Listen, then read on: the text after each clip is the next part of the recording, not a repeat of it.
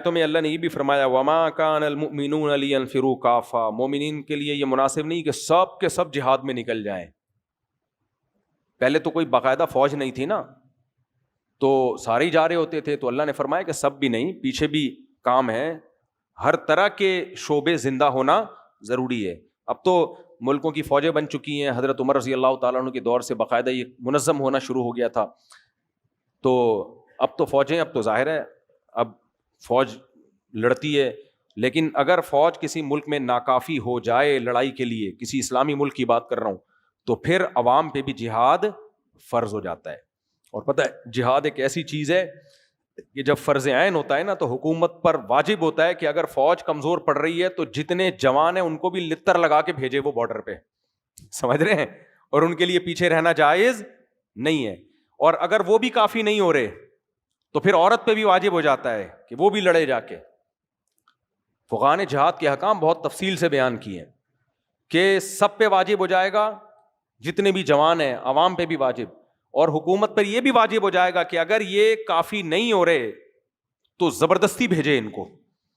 تو ہلکی چیز نہیں ہے اپنے ملک کا دفاع اور قوم کا دفاع اور جو ہے اہل اسلام کا دفاع، یہ اتنی ہلکی چیز نہیں ہے کہ لڑو. آپ اب دیکھو ملک میں جب کوئی لڑائی شروع ہوتی ہے لوگ فوجیوں کا مذاق اڑانا شروع کر دیتے ہیں، کچھ بدبخت لوگ. یہ بہت بڑا جرم ہے، یاد رکھو بہت بڑا جرم ہے.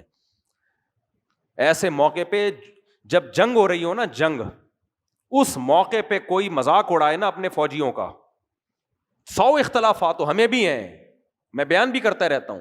جنگ کے موقع پہ کوئی صحافی ایسی بات کر رہا ہے جس سے نیگیٹیوٹی پھیل رہی ہے، سمجھ لو یہ ملک کا غدار ہے.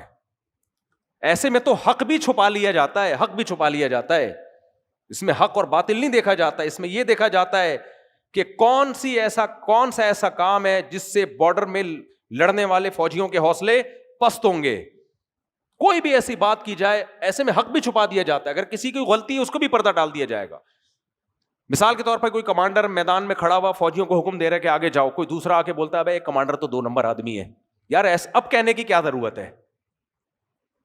اس کا مطلب یہ ہو کہ آپ امیر کی اطاعت اس کے دل میں اس کا جذبہ کم کر رہے ہو، تو یہ تو ڈی موٹیویٹ ہوں گے، یار ہمیں 2 نمبر آدمی کی اطاعت ہم کر رہے ہیں. بھائی اس موقع پہ جب جنگ ہوتی ہے، ایمرجنسی ہوتی ہے، اس میں سب نے مل کے فوجیوں کا حوصلہ بڑھانا ہوتا ہے اور سب نے متحد ہو کے دشمن کا مقابلہ کرنا ہوتا ہے. چاہے سوشل میڈیا پہ کریں، چاہے میدان جنگ میں، بھائی سارے اختلافات ایک طرف، لیکن ہم اپنے ملک کے ساتھ ہیں.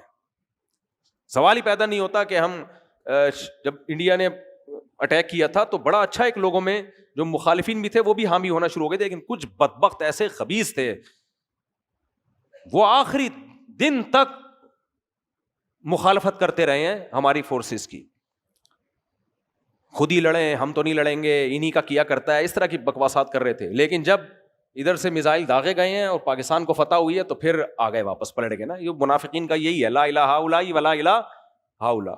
تو اس لیے میرے بھائی لڑائی میں جو ہے نا متحد ہو جایا کرو اور یہ کوشش کیا کرو یار ہمیں بھی موقع ملے بارڈر پہ جانے کا. ابھی جب مودی نے میزائل مارے تھے نا تو کئی لڑکوں کے فون آئے، مصعب ہمیں بھی لے کے جاؤ بارڈر پہ. میں کہتا یار میں خود کوشش کر رہا ہوں، ہم بھی 2-4 ٹھش پش کرنے جا کے کیا ہے، گولا آ گیا تو شہید ہو جائیں گے اور کیا ہے. سیدھا حدیث میں آتا ہے الجہاد مختصر طریق الجنہ، جنت کا سب سے شارٹ راستہ کون سا ہے؟ جہاد ہے. ویسے ہمارے کون سے اتنے اچھے اعمال ہیں، وہاں لتر لگنے کا زیادہ خطرہ ہے ہم سب کو. تو سب سے آسان راستہ یہ ہے. تو بارڈر پہ لڑائی ہو، فوجی کمزور پڑ رہے ہو، ہر نوجوان کا جذبہ ہونا چاہیے مجھے بھیجو یار. لیکن اللہ کا شکر ہے جب یہ بنیان مرصوص آپریشن ہوا تو بہت سے نوجوانوں کا جذبہ تھا، میرا اپنا بھی جذبہ تھا، لیکن کوئی لنک ہی نہیں مل رہا تھا کدھر سے جائیں. میں نے کہا یار مزہ نہیں آ رہا تھا، خدا کی قسم بستر پہ مزہ نہیں آ رہا تھا یار. ادھر جاؤ یار 2-4 میزائل تو داغو نہ، جا کے انگلی کٹا کے ہی شہیدوں میں نام لکھوا دو. تو ایسے موقع پہ یہ جذبہ ہونا چاہیے. یہ بےغیرت قسم کے جو صحافی بکواسات کر رہے ہیں نا، ان کی مت سنو. اس موقع پہ کچھ بےغیرت صحافی ہیں، وہ گند ہی ان کے منہ سے ہمیشہ گوں ہی نکلے گا. باقی جب جنگ ختم ہو جائے پھر لڑو آپس میں.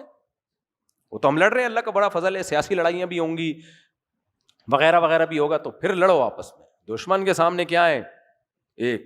اور یہ جو لڑائیاں ہو رہی ہیں نا، یہ ان لڑائیوں کے پیچھے اسرائیل اور انڈیا ہے. سمجھ میں آ رہی ہے بات؟ کیونکہ پاکستان ایک واحد ایٹامک طاقت رہ گئی ہے، وہ کبھی بھی سامنے سے آئے تو مار کھائی نا، تو اب دائیں بائیں سے آ رہے ہیں وہ. تو یہ اس لڑائی کو آپ یہ نہ سمجھو کہ یہ افضل جہاد نہیں ہے، یہ بہت بڑا جہاد ہے، کیونکہ یہ لڑائی جن سے ہو رہی ہے وہ اسرائیل اور اصل میں انڈیا کی لڑائی ہے. یہ وہ دونوں مل کے ہم سے لڑ رہے ہیں، کیونکہ پاکستان ایک واحد طاقت رہ گئی ہے، انہوں نے اس ملک کی واٹ لگانی ہے تاکہ کباب میں جو سب سے بڑی ہڈی ہے وہ سائڈ پہ ہو جائے.